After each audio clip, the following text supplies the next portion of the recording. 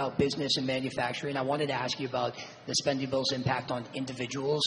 There was a nonpartisan Congressional Budget Office report that came out last week showing that the bottom 10%, the poorest Americans, would lose about $1,200 a year on their income, while the top 10%, they would add about $13,000 annually to their income.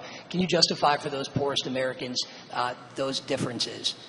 Well, first of all, the Congressional Budget Office, sometimes they put out reports that are absolutely atrocious, and I think this is a good example of a very atrocious report. The most important thing for people who are living at the bottom of the income ladder is that they not pay taxes on their income sources. So if you're working hard and you're working overtime, you're going to get a big fat tax cut. If you're working at a restaurant or some other business where you're earning your wages primarily through tips, you're going to get a big fat tax cut. And most importantly, the president's economic policies are going to prevent your job from being shipped off to Asia or to Mexico. That is the very best thing for people at the bottom of the income ladder, and that's why we have the economic policies that we do.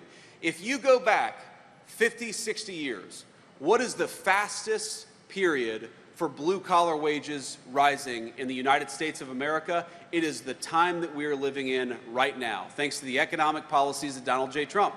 You know what the worst thing for people at the bottom of the income ladder is? It's when you flood the country with millions upon millions of illegal aliens and force our poor Americans to compete for jobs against low-wage foreigners who don't even have the legal right to be here. That is what destroys the wages and the livelihoods of people who are struggling in this country. We want to empower them to live the American dream. That's why we're protecting their jobs, lowering their taxes, and fighting to make their country safe again. And I'll do one more question.